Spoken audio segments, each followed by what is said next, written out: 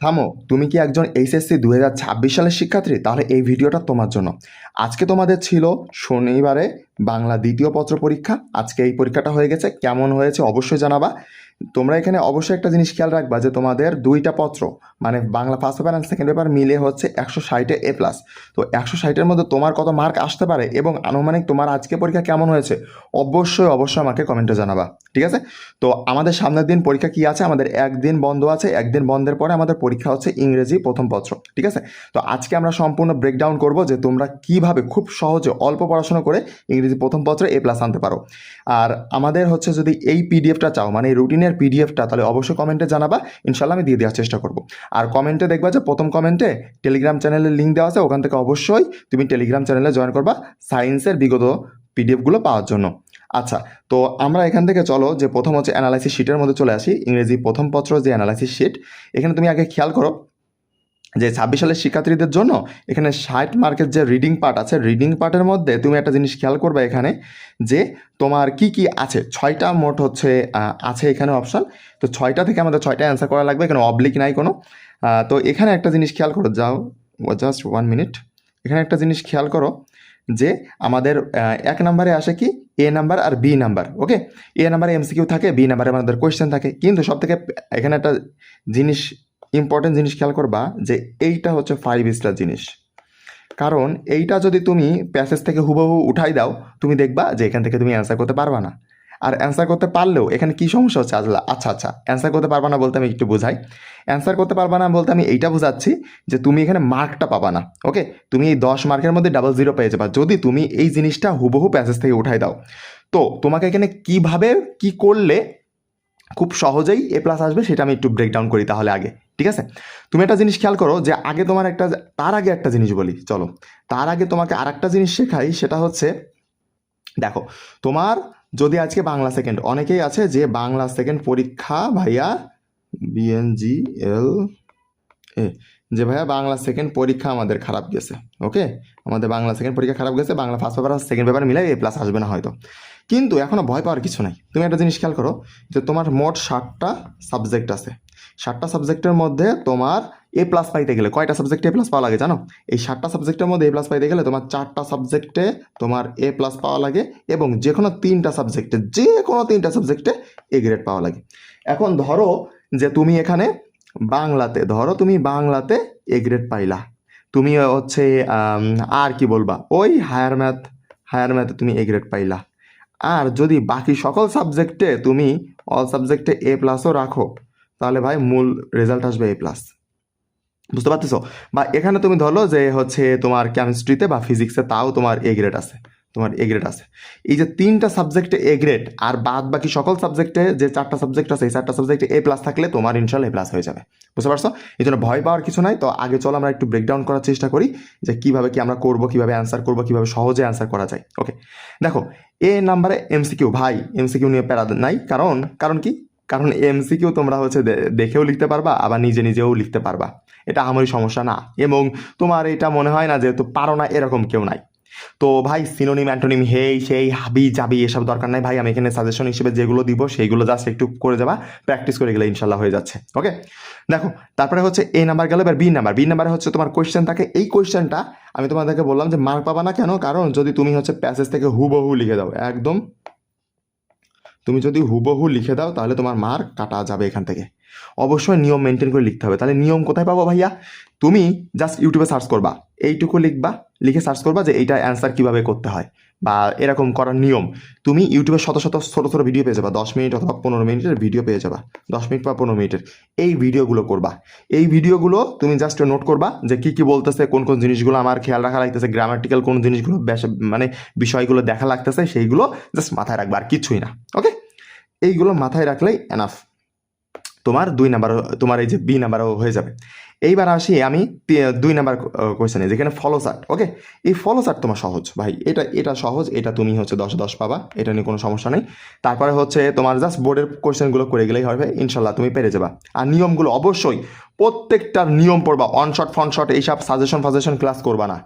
আমি এখানে তোমাকে অ্যানালাইসিস দিব, সাজেশন দিব না, অ্যানালাইসিস দিব, এবং এই অ্যানালাইসিস থেকে ইনশাল্লাহ আসবে, আশা করা যায় যদি স্ট্যান্ডার্ড ফরম্যাটে প্রশ্ন হয়। এখন যদি আমাদের মিলন স্যার যদি চায় যে তোমাদের A+ পাওয়ানো যাবে না কোনোভাবেই, যদি যেমন বাংলা ফার্স্ট পেপার পরীক্ষা নিয়েছে যেভাবে, ওকে, যদি এইভাবে ভাবনা চিন্তা করে তাহলে ভাই বাস।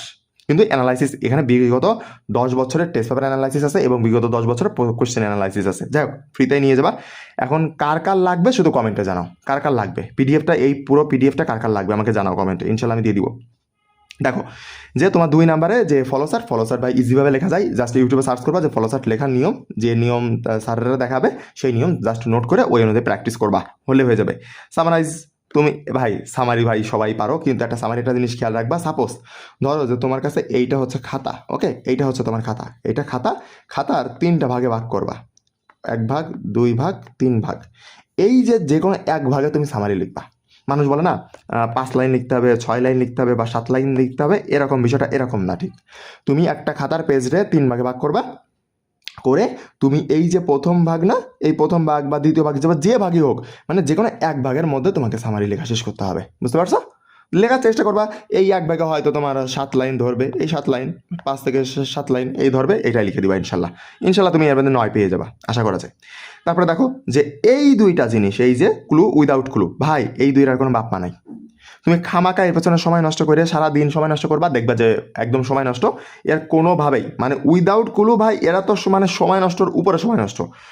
সরি, উইথ কুলুটা তুমি পারলেও পারতে পারো, কারণ তোমার কাছে দেওয়া রয়েছে ইনফরমেশনগুলো, বাট উইদাউট কুলু ভাই অন্যরকম লেভেল। কিন্তু তারপরে আমি একটা জিনিস বলে দিই যে উইদাউট কুলু আর উইথ কুলুর ক্ষেত্রে উত্তর কিন্তু ভিন্ন ভিন্ন দেওয়া থাকে, টিচারদের কাছে উত্তর কিন্তু ভিন্ন ভিন্ন দেওয়া থাকে। সুতরাং তুমি দেখবা যে তোমার পরীক্ষার হল থেকে বের হয়ে তুমি বন্ধুদের সাথে মিলাচ্ছ, তোমারটা তোমার বন্ধুটার সাথে মিলতেছে না, আমারই মিলতেছে না, কয়েকটা মিলেছে আর কয়েকটা মিলতেছে না।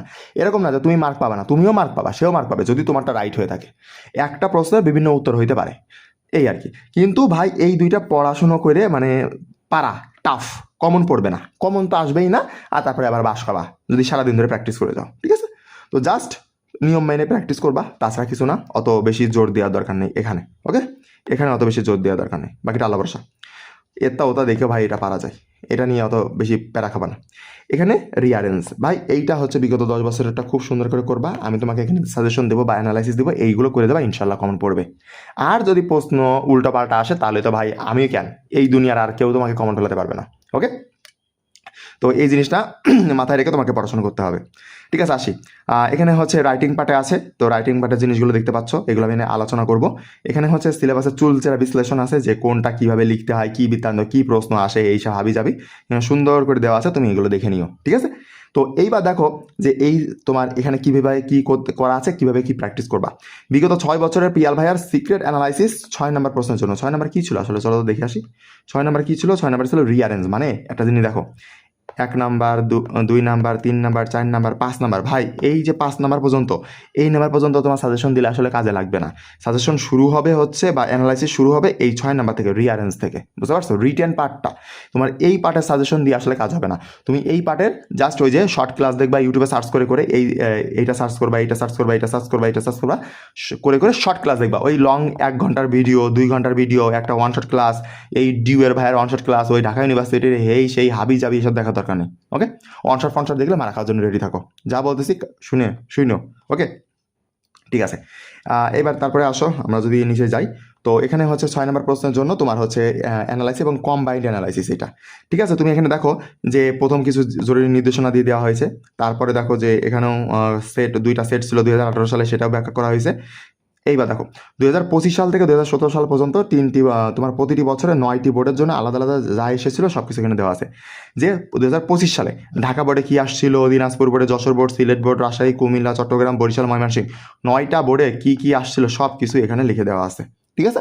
এইভাবে কিন্তু কোনো টেস্ট পেপারে লিখে দেওয়া নাই, এইটা তোমার জন্য গুরুত্বপূর্ণ। এই জিনিসটা এক জায়গায় তুমি একবারই দেখতে পাচ্ছ যে 2025 সালে কী আসছিল 6 নম্বর প্রশ্নের জন্য। 24 সালের জন্য দেখো, 24 সালের জন্য দেওয়া আছে এই যে এগুলা 24 সালের জন্য। তারপরে দেখো এখানে দেওয়া আছে যে তোমার 23 সালের জন্য একইভাবে, তারপরে 19 সালের জন্য, তারপরে হচ্ছে 18 সাল, 17 সাল। এখন তোমার কাজ হচ্ছে ভাইয়া এখন কি সবগুলোই পড়বো? আসলে সবগুলো তো পড়তে হবে না, আমি এখানে সামারি করে দিয়ে দিয়েছি, সেইগুলো পড়বা, মুখস্থ টুখস্থ করবা। আর বাকিগুলো যদি পড়তে চাও জাস্ট ভাই দেখো বাংলা মিনিং পড়বা, জাস্ট বাংলা মিনিং, তাছাড়া কিছুই না। কি পড়েছি বলো তো? বাংলা মিনিং পড়বা। কারণ এখন তোমার সেই বয়স নাই যে তুমি এসএসসির পোলাপান না, যে তুমি হুবহু পড়ে একদম হুবহু লিখে দিয়ে আসবা, সেই বয়স আর তোমার নাই। আর সেই রকম প্রশ্ন এখন প্যাটার্ন হয় না, ওকে?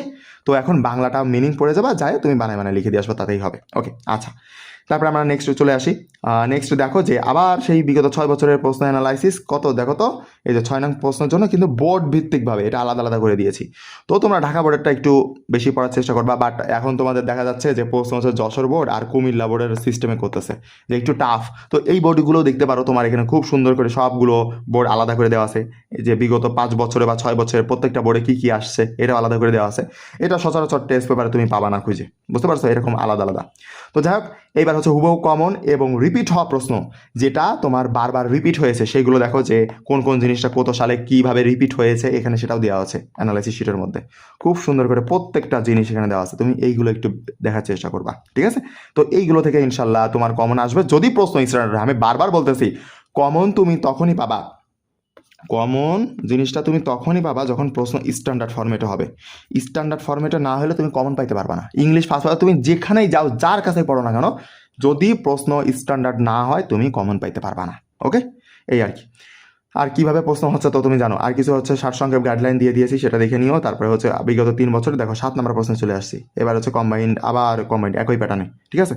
তুমি দেখো যে 7 নম্বরেও কী দেওয়া আছে, এই যে 19 সালে, যেহেতু এই 7 নম্বর তোমার হচ্ছে আগের ছিল, শর্ট সিলেবাসে ছিল না, এই জন্য 19 সাল থেকে দিয়েছি। তো 19 সাল, 18 সাল, 17 সাল, আবার তোমার 7 নম্বরের জন্য কম বা বোর্ড ভিত্তিক আলাদা আলাদা আলাদা দিয়ে দিয়েছি। ভাই মানে এর থেকে বেস্ট আর কিছু সম্ভব না, ঠিক আছে? প্রত্যেকটা দেখো, প্রত্যেকটা আমি এইভাবে দিয়েছি, প্রত্যেকটা জিনিস এভাবে দিয়ে দিয়েছি তোমাদের, প্রত্যেকটা জিনিস। এখন যার যার এই পিডিএফটা লাগবে একদম ফ্রিতে, তার শুধু কমেন্টে জানাবা যে ভাই পিডিএফটা লাগবে। যার যার লাগবে তার আমি ইনশাল্লাহ দিয়ে দিব, ঠিক আছে? ধরো আমি সারসংক্ষেপটা দেখাই, সারসংক্ষেপটা দেখানোর চেষ্টা করতেছি তোমাকে আমি। এই যে আমার 11 নাম্বার এখন শেষ হবে মনে হয়, হ্যাঁ। এই যে ওকে, আচ্ছা, সারসংক্ষেপ কম্বাইন্ড গেল। তারপর হচ্ছে এই যে আমার এইবার আসতেছে যে সারসংক্ষেপের আগে টেস্ট পেপার অ্যানালাইসিস, পিএল হয়ে টেস্ট পেপার অ্যানালাইসিস, সিন প্যাসেজের জন্য, আনসিন প্যাসেজের জন্য দেখো টপ 10 দেওয়া হয়েছে, এখানে টপ 10 দেওয়া হয়েছে, টপ 10। দেখো এই যে তোমার হচ্ছে এই যে এই প্যাসেজটা বা এইটা সিন প্যাসেজের মধ্যে, ঠিক আছে? সিন প্যাসেজের মধ্যে এইটা এমসিকিউ অ্যান্ড তোমার কোয়েশ্চেন অ্যান্সারিংয়ের জন্য এইটা আসছে কতটা কলেজে বলো তো? 10টা কলেজে আসছে। মানে এটা খুবই গুরুত্বপূর্ণ। 10টা কলেজের টিচাররা, অনেকগুলো টিচার আছে তাই না, তারা না বুঝে শুনে তো দেয়নি, তাহলে এইটা নিশ্চয়ই গুরুত্বপূর্ণ, এই জন্য দিয়েছে। তো এইগুলো তুমি এইভাবে পড়ে নিবা। ওকে, এবার দেখো এই যে 2 নাম্বার, 3 নাম্বার, 4 নাম্বার, 5 নাম্বার, তারপরে হচ্ছে 6, 7, 8, এইভাবে প্রত্যেকটা দেওয়া আছে। দেখো 9, 10, টপ 10 দেওয়া আছে। আবার টেস্ট পেপার অ্যানালাইসিস, এবার হচ্ছে সিনথেসিসের ফলো চার্টেরটা দেওয়া আছে। এখানে দেখো যে 11টা কলেজে আসছে, এইটা 11টা কলেজে আসছে, এইভাবে। ওকে, এইভাবে কলেজেরগুলো আলাদা আলাদা করে দেওয়া আছে। বাংলাদেশের মোট 97টা কলেজ এখানে নেওয়া হয়েছে, মোট 97টা কলেজ, সব থেকে বড় বড় যে 97টা কলেজ আছে সেইগুলো এখানে নেওয়া হয়েছে। ওকে, তো তারপর আমরা নিচে চলে আসি। প্যারাগ্রাফের জন্য সেম টু সেমভাবে দেওয়া হয়েছে, তারপর সবগুলোর জন্য এইভাবে দেওয়া হয়েছে, ঠিক আছে? এই যে কমপ্লিটিং স্টোরি, তারপরে মানে ইনফর্মাল লেটার, সবগুলোর জন্য গ্রাফ চার্ট, সবগুলোর জন্য এইভাবে দেওয়া হয়েছে। ওকে, আমরা তারপরে চলে আসি, দাঁড়াও নিচের দিকে, এই যে রিটেন পার্ট এখানে লেখা আছে। এইবার আমরা এখানে কি করলাম, বোর্ড পরীক্ষাতে এসেছে, আমরা কিন্তু বোর্ড পরীক্ষার অ্যানালাইসিসটা দেখেছি, আবার কলেজ পরীক্ষাতে মানে এই টেস্ট পেপার অ্যানালাইসিসটা দেখেছি। এখন আমরা চাচ্ছি যে এই দুইটা যোগ করতে, যে বোর্ড পরীক্ষাতেও এসেছে আবার কলেজের পরীক্ষাতে আছে, এমন আমি জিনিস দেখবো। দেখো আর্টিফিশিয়াল ইন্টেলিজেন্স, এটা রাজশাহী বোর্ড 2024-এ আসছে, আবার এতগুলো তোমার হচ্ছে কিসে আসছে, কলেজেও আসছে, মানে নিশ্চয়ই এটা গুরুত্বপূর্ণ, নয়তো আসে নাই, তাই না? তো এইভাবে জিনিসটা এখন বোর্ডেও আসছে, কলেজেও আসছে, সেইগুলোও সাজানো আছে। ওকে, কমপ্লিটিং স্টোরির জন্য প্রত্যেকটা জিনিস, ভাই এর থেকে বেস্ট অ্যানালাইসিস তোমাকে বাংলাদেশে কেউ দিতে পারবে না। আমি ওপেন চ্যালেঞ্জ করতেছি ভাই, তোমাকে বাংলাদেশের দ্বিতীয় কেউ এমন অ্যানালাইসিস দিতে পারবে না। তো এইটা যদি তুমি প্র্যাকটিস করে যাও, তোমার যদি কমন নাও আসে, তাও তুমি তোমার একটা মানে শক্তিশালী ভাবে তোমার প্রিপারেশনটা ডান হয়ে যাবে, বুঝতে পারছো? তো তখন তুমি এমনি অ্যান্সার করে আসতে পারবা, আশা করি বুঝতে পারছো। ওকে, আর রিটেন পার্টের ক্ষেত্রে তুমি সবসময় বাংলা পড়ার চেষ্টা করবা রিটেন পার্টের ক্ষেত্রে, কারণ রিটেন পার্ট কমন নিয়ে হুবহু লিখে আসা টাফ। তোমার কমন পড়লেও তুমি হুবহু লিখে আসতে পারবা না। তো অবশ্যই একটা জিনিস খেয়াল রাখবা যে কাটাকাটি কম করবা, ঠিক আছে? কাটাকাটি তুমি একেবারেই কম করবা, কাটাকাটি করতে চাইবা না, কাটাকাটির কোনো দরকার নেই। বানান ভুল গেলে ওই অবস্থায় রেখে দিবা, তোমার টিচার পড়েও দেখবে না। বাট তুমি যদি এরকম হিজিবিজি করে কাটাকাটি করো, তাহলে টিচারের চোখ একদম ইজিভাবে ওই জায়গায় চলে যাবে, বুঝতে পারছো? আশা করি বুঝতে পারছো। আর হাতের লেখা ভালো হওয়ার দরকার নেই, বাট স্পষ্ট হতে হবে, একেবারে ক্লিয়ার, ঠিক আছে? একেবারে ক্লিয়ার হতে হবে হাতের লেখা, তাহলে ইনশাল্লাহ মার্কটা একটু বেশি পাওয়া যাবে। ওকে, কোনো কাটাকাটি করবা না। এই যে 10 নম্বরে দেওয়া আছে প্রত্যেকটার এইভাবে দেওয়া আছে, ঠিক আছে। এইবার দেখো সবার শেষে আমি বলিলাম না যে তোমার হচ্ছে পুরো একটা সামারি করে দেওয়া আছে। এই দেখো প্যারাগ্রাফের জন্য সব থেকে গুরুত্বপূর্ণ প্যারাগ্রাফ তোমার দেখো এগুলো সব থেকে গুরুত্বপূর্ণ। কত বোর্ডে আসছে, কয়টা কলেজে আসছে সেগুলো এখানে দেওয়া আছে। উপরে যা সেগুলো সামারি আকারে দেওয়া আছে এখানে। ওকে, এখানে কলেজ সংখ্যা দেওয়া আছে, কোন কোন বোর্ডে আসে দেওয়া আছে, প্রত্যেকটা 8 নম্বরের জন্য দেওয়া আছে, 9 নম্বরের জন্য দেওয়া আছে, 10 নম্বরের জন্য দেওয়া আছে। এইটা যদি ভাই প্র্যাকটিস করো ভাই হয়ে যাবে। এখন তুমি বলবা ভাইয়া এত বেশি কিভাবে প্র্যাকটিস করবো? এখন তোমার যদি এ প্লাস পাইতে হয়, দেখো এ প্লাস পাওয়াতে তো এতটাও সহজ না, তাই না? তোমার যদি এ প্লাস লাগে তাহলে তো একটু পরিশ্রম করতে হবে, তাই না? পরিশ্রম করতে হবে না? এখন তুমি যদি চাও যে তুমি বুয়েট মেডিকেলে চান্স পাবা, বাট হচ্ছে তুমি পরিশ্রম করতে চাও না, তাহলে তো বিপদ, তাই না? তো এই এ প্লাস পাইতে গেলে একটু পরিশ্রম করতে হবে। আর এগুলো তো তোমার কি করতে হবে যে তুমি এটা চেষ্টা করবা যে এই জিনিসগুলো শুধু বাংলা মানে ইংলিশ পড়বা, পাশাপাশি বাংলাটা পড়বা। আর কোন সালে কি আসতেছে একটু অ্যানালাইসিস করবা নিজের ব্রেন দিয়ে। এইটাই এনাফ। রিটেন পার্ট একটা কথা বলি, তুমি ইংরেজির ক্ষেত্রে তুমি রিটেন পার্ট নিয়ে বেশি প্যারা খাবা না।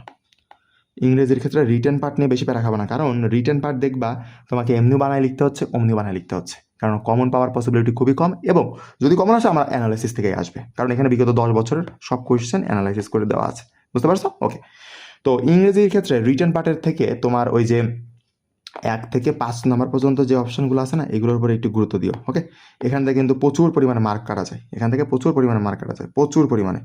এগুলো অবশ্যই একটু খেয়াল রাখবা, অবশ্যই খেয়াল রাখবা, ঠিক আছে, যে তোমার কোথায় মার্ক কাটা যাচ্ছে আর কোথায় কাটা যাচ্ছে না। ওকে, তো তোমার যদি ইংরেজি রিটেন পার্টের ক্ষেত্রে বলি, যেগুলো 10 মার্কের আছে ম্যাক্সিমাম দেখবা যে গড়ান তোমার 9 দিবে, গড়ান 8 9 এরকম গড়ান দিবে।